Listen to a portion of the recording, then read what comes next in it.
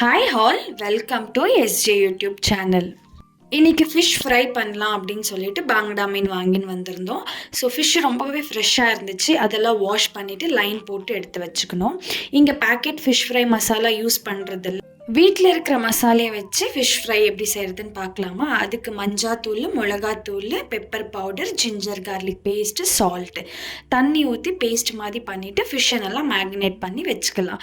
ஃபிஷ்ஷுக்கு மசாலா போட்டுட்டு ஃப்ரிட்ஜில் எடுத்து வச்சுட்டு அது நல்லா மேக்னேட் ஆகட்டும்னு சொல்லிட்டு இங்கே சோச்சுக்காய் வச்சு ஒரு கூட்டு ரெடி பண்ணிடலாமா? அதுக்கு பருப்பு, தக்காளி, 3 பச்சை மிளகா, வெங்காயம், சோச்சுக்காய் இது போட்டுட்டு ஒரு மஞ்சாத்தூள், சால்ட்டு ஆட் பண்ணிவிட்டு ஒரு 2 விசில் விட்டு எடுத்துக்கலாம். அதுக்குள்ளே நம்ம ஒரு பேஸ்ட் ரெடி பண்ணிக்கலாம். ஒரு மிக்சர் ஜாரில் தேங்காய், சீரகம், பச்சை மிளகா போட்டு தண்ணி ஊற்றி அரைச்சி எடுத்துக்கலாம். அரைச்சி வச்ச பேஸ்ட்டை நான் இங்கே பருப்போடு ஆட் பண்ணிக்கிறேன். ஸோ அதுக்கு ஒரு தாளிப்பு ரெடி பண்ணிக்கலாமா? ஸோ ஒரு பேனில் எண்ணெய் ஊற்றிட்டு கடுகு, கருவேப்பில்லை, குட்டி குட்டியாக சாப் பண்ணி வச்சுருக்கிற வெங்காயம் போட்டுட்டு நல்லா ஃப்ரை பண்ணிக்கலாம். இது நல்லா கோல்டன் ப்ரௌனாக வர வரைக்கும் ஃப்ரை பண்ணிவிட்டு நம்ம பருப்போடு ஆட் பண்ணிட்டாக்கா சூப்பரான சோச்சோக்காய் கூட்டு ரெடி.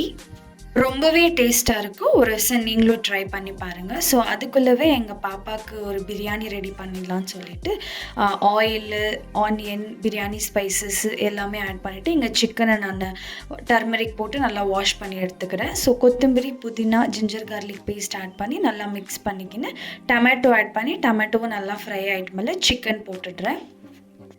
சிக்கன் நல்லா ஃப்ரை ஆகிட்டு மேலே கொஞ்சம் கர்டு போட்டுட்டு நல்லா மிக்ஸ் பண்ணிவிட்டு தேவையான அளவுக்கு தண்ணி ஊற்றி அரிசி போட்டுட்டு ஒரு 2 விசில் விட்டுட்டேனாக்கா எங்கள் பாப்பாவோடைய லன்ச் ரெடி. ஸோ இங்கே நான் ஃபிஷ் ஃப்ரைக்கு ஆயில் ஊற்றிட்டு கருவேப்பிலை வச்சு பொரிச்சாக்கா இன்னுமே டேஸ்ட் சூப்பராக இருக்கும். மசாலாலாம் நல்லா மீனில் மேரினேட் ஆகிட்டு இருந்துச்சு. ஸோ 2 பக்கமே நல்லா ஆயில் ஊற்றி ஃப்ரை பண்ணி எடுத்துக்கினாக்கா ஃபிஷ் ஃப்ரை ரெடி. இது ஃபிஷ்ஷு கூட ஆனியன் இல்லாமல் சாப்பிட முடியாது. ஆனியன், லெமன், கொரியாண்டர் வச்சு. இந்த வீடியோ உங்களுக்கு பிடிச்சிருந்தா மறக்காமல் லைக் பண்ணுங்கள், ஷேர் பண்ணுங்கள், நம்ம சேனலை சப்ஸ்கிரைப் பண்ணுங்கள். தேங்க்யூ ஃபார் வாட்சிங். நெக்ஸ்ட் வீடியோவில் பார்க்கலாமா? பாய்.